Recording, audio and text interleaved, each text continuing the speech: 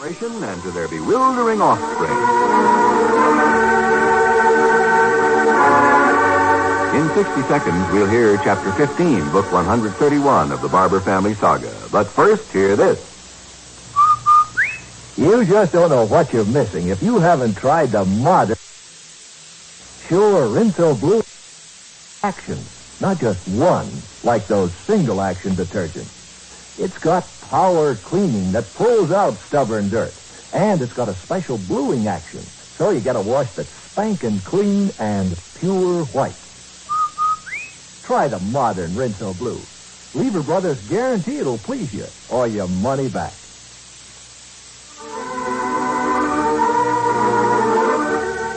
Today, Claudia dreams of a royal wedding. It's a soft, moonlit summer evening at the Sky Ranch. Dinner is over, and a pleasant silence has fallen on the group at the barbecue. Nicholas Lacey, his wife Claudia, Father Barbour, and now Hazel, who returns from the house after answering a call from Seacliff. Nicky, you had started to say something very interesting when I was called away. Well, thank you, Hazel. Claudia's falling asleep. You were talking about the effect of royalty on the women of this household. That was it. Something about the ephemeral quality of the democratic tradition. He was joking. And I was not joking in the slightest, Claudia. I insist that the democratic tradition is not so firmly bred into the discharge side as one might hope. Yes, Nicholas, I quite agree. Father Barbour and I can illustrate with the teenage behavior this summer.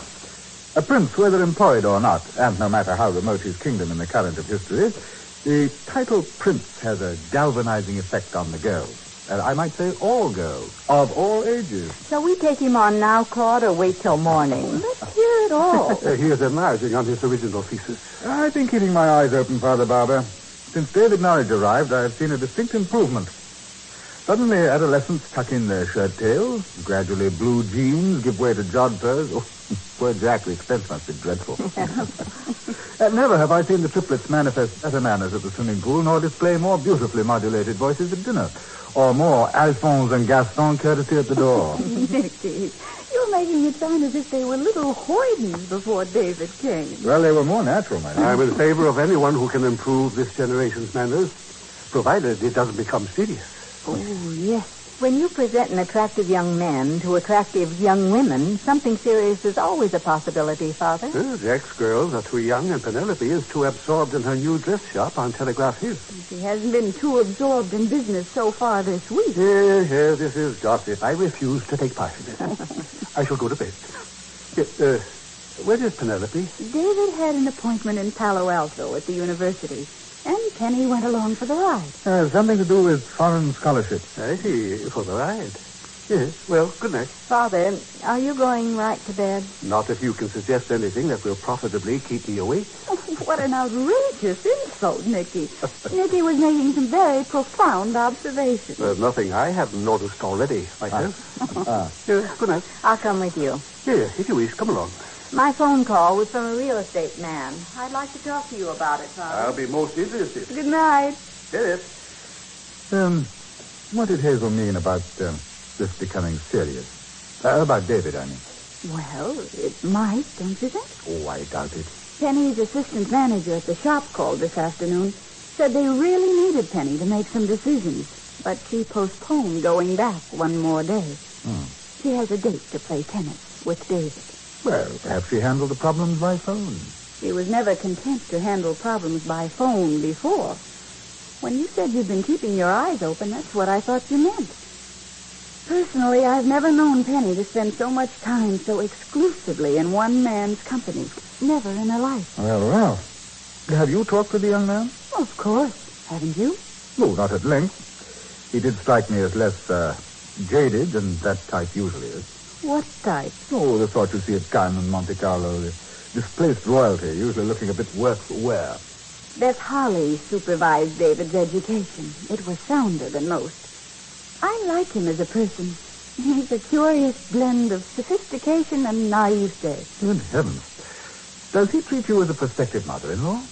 Nicky, when any young man as attractive as David begins to treat me as a prospective mother-in-law, I shall go off alone somewhere and have a good cry. Oh, my dear. Shall we go in and go to bed?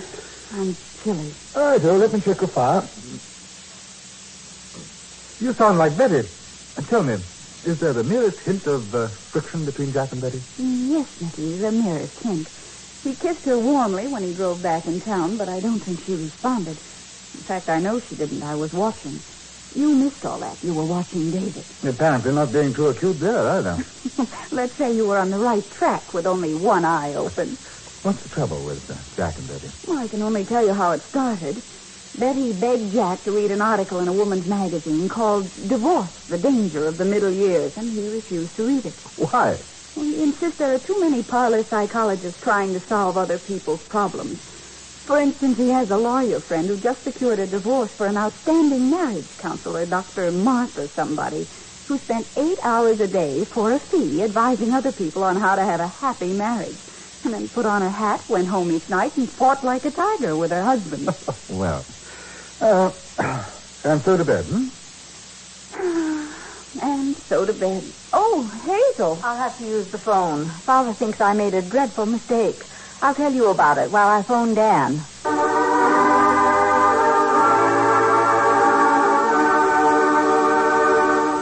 We'll return in just a moment to one man's family. More families, far more families, depend on X-Lax than any other laxative. X-Lax is the preferred laxative for one important reason. X-Lax helps you toward your normal regularity, gently, overnight. You take pleasant-tasting chocolated X-Lax at bedtime. It won't disturb your sleep. And the next morning, you'll be well on your way toward your normal regularity. No wonder pleasant-tasting chocolated X-Lax is used by more families than any other laxative. Remember, when you or any member of your family needs a laxative, take X-Lax today, feel better tomorrow. But long-distance reports that Dan's hotel room doesn't answer. And Hazel turns to Nicky and Claudia. Well, a real estate man called from Seacliff tonight and offered us... Claudia, you're asleep. Oh, I'm sorry. Do you mind very much if I go up? Good night, Claude. I'll be right with you. Good night. What were you saying, Hazel? He said he's had a firm cash offer for our house, but it was for less than half what we paid for it. Oh, well, that's too bad. So I turned him down. I didn't even phone Dan. I thought it was so ridiculous.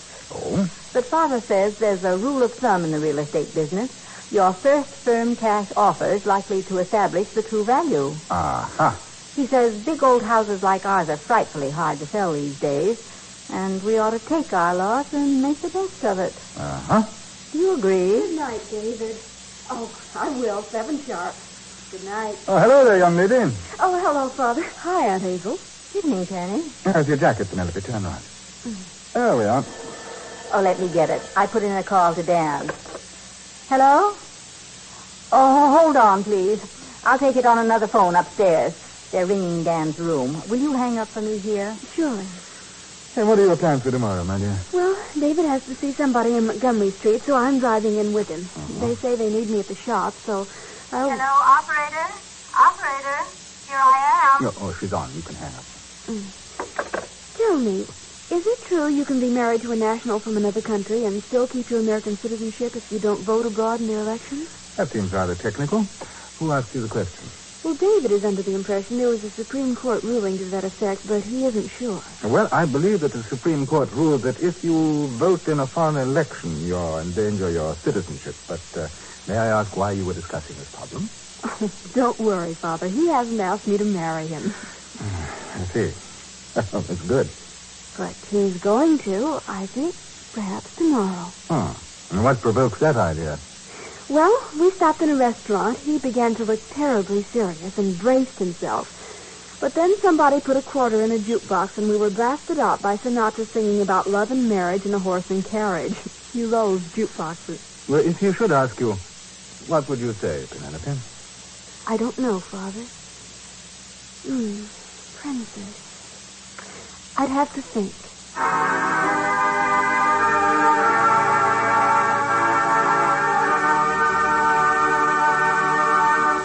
More of the Barbours in just a moment.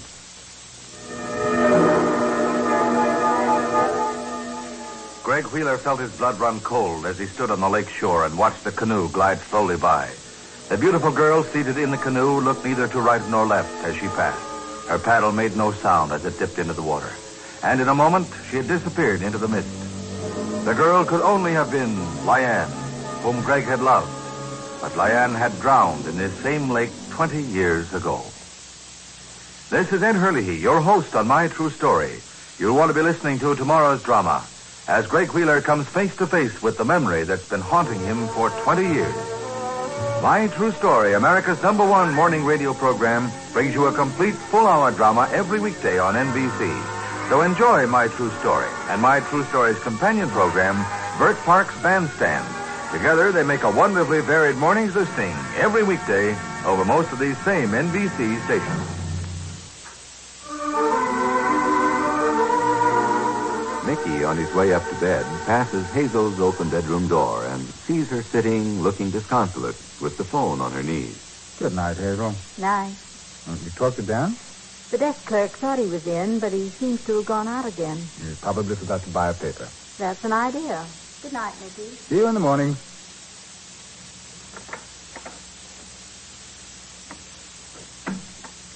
Oh, Mickey, you coming to bed? Well, you didn't waste much time. Oh, I've had the most curious dream. We were at a brilliant wedding, and Prince Rainier and Princess Grace were there, and so was David. David was the groom. And who was the bride? I'm not sure. I was about to find out when you woke me up. Hurry, turn out the light, Mickey. I want to dream the rest of it. One Man's Family, which comes to you Monday through Friday, is written by Harlan Ware and directed by Carlton E. Morse, and features J. Anthony Smythe, Bernice Berwin, Paige Gilman, Russell Thorson, and Mary Adams. In Chapter 16, Book 131, Almost a Princess. Frank Barton speaking. One Man's Family, winner of 47 national awards, now in its 27th year, is a Carlton E. Morse production and comes to you from California